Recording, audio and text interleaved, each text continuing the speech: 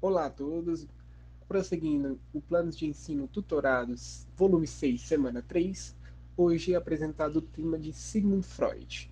Quem que foi Sigmund Freud? Bom, ele é conhecido como o pai da psicanálise e foi um dos maiores gênios da história no estudo da mente humana. Você nunca parou para analisar os seus comportamentos, atitudes ou sentimentos? Saiba que Freud tem uma explicação para praticamente qualquer um dos seus atos. Ele é dono, né, de uma das teorias mais marcantes da história da humanidade, que é a psicanálise.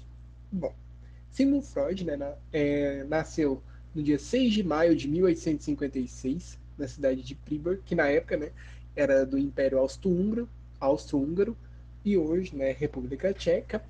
Ele era filho de judeus, e isso mais para frente vai ser um ponto, né? Por quê? Porque no ano de 1938, sob o governo, né, o regime nazista de Hitler, Freud fugiu para Londres. Ele contou com o auxílio, né, da princesa Maria Bonaparte para escapar da perseguição antissemita dos nazistas. Quatro irmãs de Freud morreram nos campos de concentração durante a Guerra Mundial. E em 23 de setembro de 1939, ainda em Londres, por causa de um câncer na mandíbula, Freud também veio a falecer. Bom, agora seguindo um pouco sobre a sua linha de pensamento. Qual que era? Era a psicanálise. E o que que é? Psicanálise consiste em permitir o paciente falar sobre os seus sintomas, fazendo com que ele mesmo descubra sua cura. Mas como assim? Freud afirma que, além da consciência, todos possuem um lado inconsciente, onde estão nossos maiores desejos secretos que não podemos obter. Ou seja, se a gente conseguir acessar esse inconsciente, é a chave, né, para a gente conseguir resolver os transtornos de ordem mental. A partir disso, né, Freud buscou explicar como essas formas inconsciente opera por meio de uma estrutura bastante particular.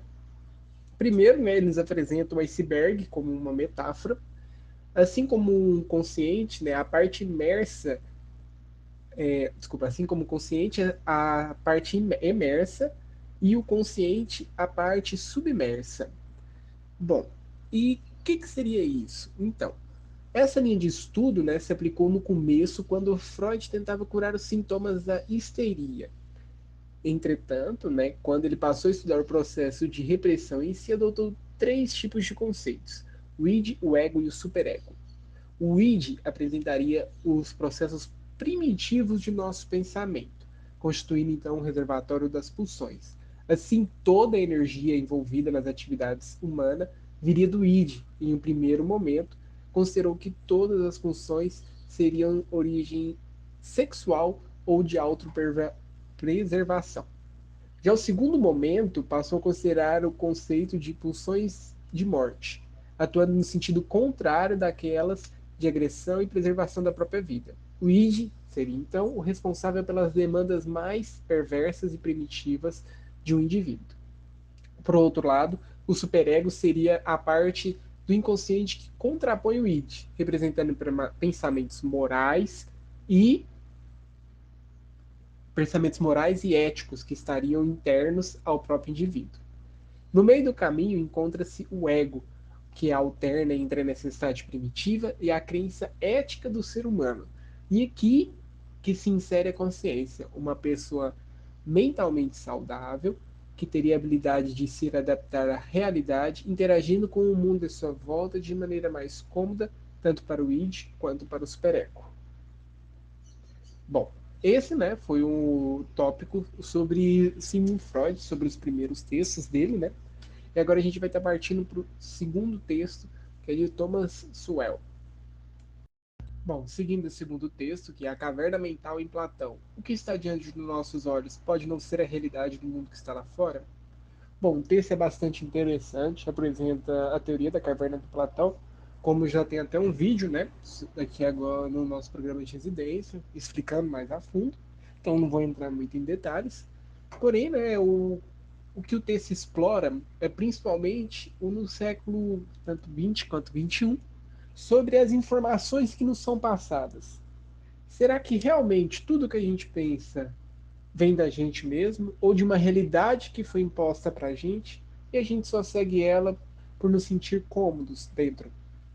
Bom, o texto, né, gera essa reflexão, principalmente na parte que fala do repórter do que foi para a Ucrânia, informou que não havia fome, que era bem difícil de conseguir, né, disso acontecer, e a gente sabe que a realidade foi outra. Então, ele ganhou até um prêmio, né, conforme o texto diz e tudo mais, por omitir informações e criar uma realidade totalmente alternativa.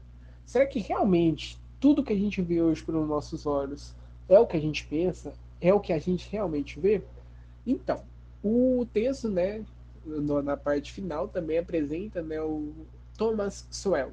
Quem que é? Bom, ele nasceu na Carolina do Norte, né, e cresceu em Harlem, Nova York. Ele serviu a Marinha dos Estados Unidos e é doutor, né, pela Universidade de Chicago. Bom, dentro mesmo do nosso curso de filosofia tem um professor que estuda ele, que já tem até um livro publicado, né? E como esse intelectual, Thomas, né, ganhou notoriedade, ele é por ser negro e ou se opor, né, às ações afirmativas como cotas raciais. Ele escreveu mais de 30 livros e é bastante crítico sobre a manipulação das mídias. Mas e o que isso tem a ver com o texto? Tem tudo.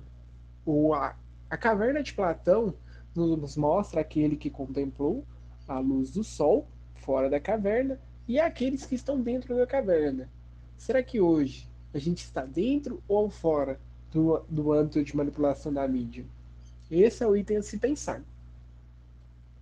Bom, dando continuidade então, agora dentro das atividades. Número 1. Freud acredita que as doenças psíquicas seriam tratadas a partir A. Da psicanálise, que encontra-se no ser humano apenas doenças físicas.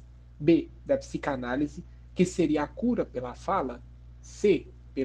Da psicanálise, que seria a solução dos males do corpo. D. Da psiquiatria, que se manifesta para solucionar os males do espírito.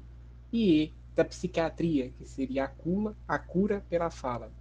Bom, a gente pode ver, né, que a B e a E são parecidas, muda na psicanálise e na psiquiatria, só que, né, a gente sabe, conforme até disse, né, Freud é o pai da psicanálise.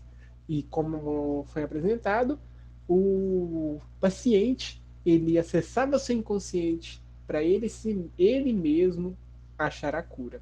Então, a resposta certa é B, da psicanálise, que seria a cura pela fala. 2.